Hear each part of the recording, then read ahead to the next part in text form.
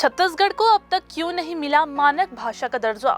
हमारे देश के संविधान की 8वीं अनुसूची में भारत देश में प्रचलित भाषाओं का उल्लेख किया गया है। इसके अंतर्गत अभी तक 22 भाषाओं को संविधान के 8वीं अनुसूची में स्थान मिला है। सर्वप्रथम इसमें 14 भाषाओं में असमिया, बांग्ला, गुजराती, हिंदी, कन्नड़, कश्मीरी, मलयालम, मराठी, उड़िया, पंजाबी, संस्कृत, तमिल, तेलुगु और उर्दू को मान्यता दिया गया था। कुछ वक्त बाद इसमें सिंधी, कोंकणी, नेपाली और मणिपुरी को भी जोड़ा गया, जिससे इनकी संख्या 18 हो गई। कुछ समय अंतराल के बाद में इसमें फिर से 4 अन्य भाषा मैथिली, संथाली, बोडो और डोगरी को 8वीं अनुसूची में स्थान मिला। इस प्रकार 8वीं अनुसूची में अब तक कुल 22 भाषाओं को मान्यता मिल चुकी है। वहीं मध्य प्रदेश विधानसभा में छत्तीसगढ़ के अलग होने से पहले छत्तीसगढ़ी भाषा को मान्यता दी गई थी। आज हम बात करेंगे छत्तीसगढ़ी भाषा को सबसे पहले कब और कहां मान्यता दी गई थी, जो छत्तीसगढ़ की स्थानीय भाषा और संस्कृति के संरक्षण की दिशा में एक बड़ा कदम था। नमस्कार, मैं हूं आयुषी और आप देख रहे हैं CGNN लाइव। अगर खबर पूरी चाहिए तो वीडियो को पूरा देखना होगा और ऐसी ही जानकारी पाने के लिए चैनल को सब्सक्राइब कर दीजिएगा। चलिए वीडियो को शुरू करते हैं। 14 नवंबर सन 1960 को छत्तीसगढ़ी भाषा मध्य प्रदेश विधानसभा में मान्यता दी गई थी। ये मान्यता छत्तीसगढ़ के भाषाई और सांस्कृतिक पहचान को मजबूत करने में एक महत्वपूर्ण कदम था। ये विधानसभा में एक प्रस्ताव के माध्यम से किया गया था। ये एक ऐसा समय था जब छत्तीसगढ़ी भाषा जो छत्तीसगढ़ क्षेत्र में बोली जाती है, उसे अब मध्य प्रदेश की आधिकारिक भाषाओं में से एक के रूप में मान्यता मिल गई थी।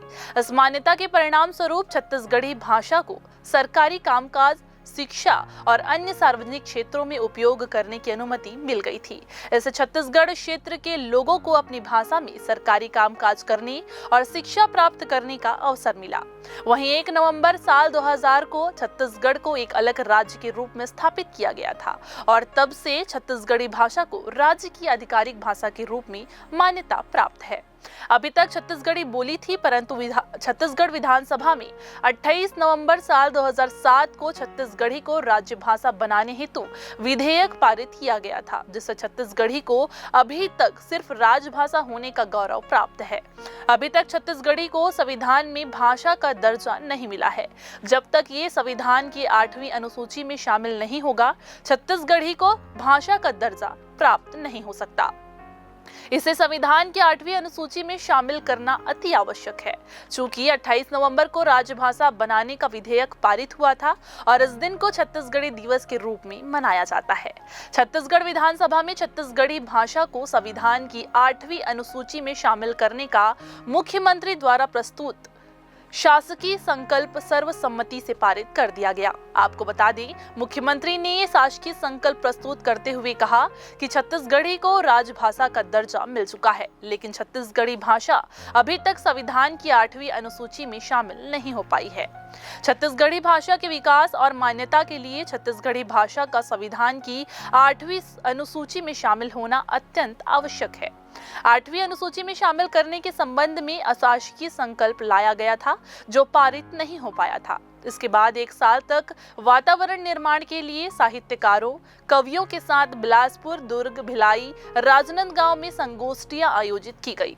साल 2007 में फिर से विधानसभा में छत्तीसगढ़ी भाषा को संविधान की 8वीं अनुसूची में शामिल करने के लिए अशासकीय संकल्प लाया गया था, जिसे समवेत स्वर में पारित किया गया। पिछली सरकार ने भी भारत सरकार को छत्तीसगढ़ विधानसभा में छत्तीसगढ़ी भाषा को संविधान के 8वीं अनुसूची में शामिल करने के लिए प्रस्ताव भेजा था।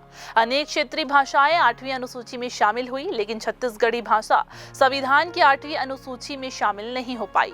छत्तीसगढ़ी भाषा को 8वीं अनुसूची में शामिल नहीं करने के कई कारण हैं, जिसमें मुख्य रूप से भाषा का दर्जा, मानक भाषा का भाव और तकनीकी मुद्दे शामिल है। छत्तीसगढ़ी को अभी तक एक मानक भाषा का दर्जा प्राप्त नहीं है, जिसके लिए कई बुनियादी मानदंडों को पूरा करना होता है, जैसे कि शब्दकोश, व्याकरण और साहित्य का होना। जी हाँ, छत्तीसगढ़ी में पर्यायवाची शब्द बहुत अधिक है, जो इसे एक मानक भाषा के रूप में स्थापित करने में बाधा डालते हैं।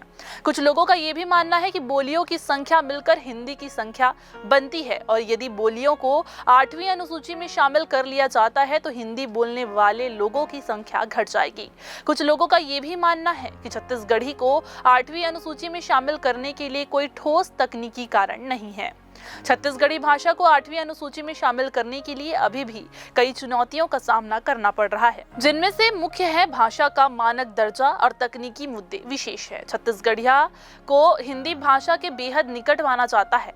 इसका इस्तेमाल 10 तरह से छत्तीसगढ़ में दिया जाता है। 10 प्रकार से छत्तीसगढ़ी बोली का इस्तेमाल छत्तीसगढ़ के निवासी करते हैं। एक अनुमान के मुताबिक राज्य भर में लगभग 2 करोड़ लोग छत्तीसगढ़ी में संचार करते हैं। ये राज्य की प्रमुख भाषा है, लेकिन राज्य गठन के 24 साल बाद भी छत्तीसगढ़ी को वो मुकाम नहीं मिला जो दक्षिण की भाषा या फिर उड़िया, मराठी, गुजराती, बांग्ला या तेलुगु को मिला है। जानकारों की माने तो उस तरह के प्रयास नहीं हुए जैसे होने चाहिए थे। जबकि एक तथ्य ये भी है कि छत्तीसगढ़ी की लिपि भी देवनागरी है और इसका अपना बेहद समृद्ध साहित्य का भंडार और व्याकरण भी मौजूद है। किसी स्थानीय बोली या भाषा को संविधान की 8वीं अनुसूची में शामिल करने के लिए कई बुनियादी बातों की जरूरत होती है। शब्दकोश, व्याकरण सहित कई मापदंड हैं। छत्तीसगढ़ी में पर्यायवाची शब्द बहुत ज्यादा है। प्रदेश भर में इसे 10 तरह से बोला जाता है। जिस तरह दक्षिण में हर जगह भाषा का डिस्प्ले है, उसी प्रकार हिंदी और अंग्रेजी के साथ सरकारी कामकाज और डिस्प्ले बोर्ड पर छत्तीसगढ़िया में लिखा जाना चाहिए। इतने सालों में छत्तीसगढ़ी भाषा में एक अखबार तक नहीं निकलता, ये दुर्भाग्यजनक है। छत्तीसगढ़ी भाषा को संविधान की 8वीं अनुसूची में नहीं शामिल करने को लेकर आपकी क्या राय है, इसे कमेंट करके हमें जरूर बताएं और वीडियो को लाइक और शेयर करें ताकि प्रदेश की भाषा और संस्कृति से जुड़ी तमाम खबरें हम आप तक जल्द से जल्द पहुंचा सकें।